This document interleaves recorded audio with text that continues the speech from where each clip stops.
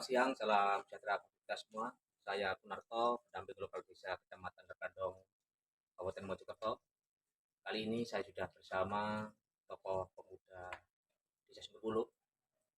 Nanti beliaunya akan berkenalkan diri. Ini akan kami lakukan wawancara singkat dengan beliaunya terkait dana desa tahun 2022. Monggo Mas bisa diperkenalkan. Baik, perkenalkan nama saya CS Wijanarko. Saya dari Dusun Geneng, Desa Sumberbulu, Kecamatan Nagrani, Kabupaten Mojokerto. Demikian. Terima kasih Mas Fit. Ini ada beberapa pertanyaan terkait pengentasan kemiskinan ekstrim dana desa tahun 2022. Ada dua pertanyaan yang akan kami sampaikan. Bagaimana pendapat saudara tentang dana desa yang telah diwujudkan oleh pemerintah pusat dan sudah berjalan beberapa tahun terakhir ini. Baik. Iya, Mas Kunarto.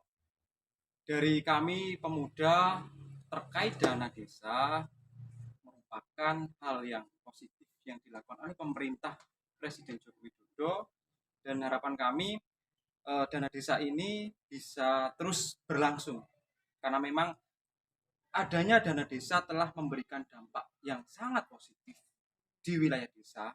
Kenapa? Karena ini bentuk dari pemerataan dari pemerintah sendiri, sehingga kami yang berada di desa bisa merasakan dampak dari adanya bantuan ataupun kontribusi dari pemerintah itu sendiri. Kenapa? Karena di sini dana desa tuh alhamdulillah dari pemerintah desa Sumberbulu sendiri memang cukup positif. Kita mampu mendapatkan bantuan berupa pembangunan infrastruktur, baik itu dari jalan lingkungan, jalan usaha tani, hingga pembangunan infrastruktur yang lain. Itu belum termasuk dengan pembangunan sumber daya manusia. Artinya sumber daya manusia ini sendiri harapan kami bisa terus berlanjut untuk mengembangkan pemuda-pemuda khususnya dari kami. Seperti itu. Terima kasih. Tadi masuk Mas Fit ini masih mengharapkan dana desa di tahun-tahun berikutnya ini bisa bertambah besar, juga akan terus tersalurkan meskipun sudah ganti rezim kan seperti itu. Nah, iya Pak, itu penting Pak. Kenapa? Karena meskipun rezimnya itu berganti pada nantinya, tetapi program dari Presiden Joko Widodo ini harapan kami terus berlanjut Pak. Kenapa? Karena memang ini penting Pak.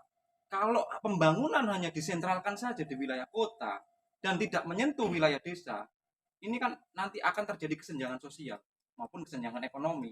Harapan kami seperti itu Pak. Jadi jika infrastrukturnya itu terbangun dengan baik, maka akses untuk ekonomi juga akan membaik, dan juga lingkungan sosial juga akan terjaga. Jadi dengan adanya dana desa ini bukan hanya infrastruktur di desa yang berjalan, namun juga ada pemberdayaan termasuk untuk pemuda-pemuda yang ada di desa, agar kedepannya itu muncul pemuda-pemuda kreatif. Nah itu Pak. Yang Karena bagi kami sendiri di Desa Sumberbulu seperti ini, konsep dari kami sendiri, pembangunan infrastruktur yang baik jika tidak didukung oleh sumber daya manusia yang baik, maka itu akan menjadi sia-sia. Jadi harapan kami dari pemerintah desa sendiri juga mulai lagi untuk membangun dari sisi sumber daya manusia, sehingga nanti akan lebih banyak lapangan pekerjaan, ekonomi kreatif, dan juga petani-petani mulai mengarah pada modernisasi, sehingga akhirnya nanti implikasinya nanti akan kembali kepada masyarakat, dan secara universalnya, secara umumnya nanti akan berdampak kepada pembangunan ekonomi di wilayah nasional, di nasional. Oke. Sudah cukup? Iya Pak. Terima kasih. Terima kasih Pak.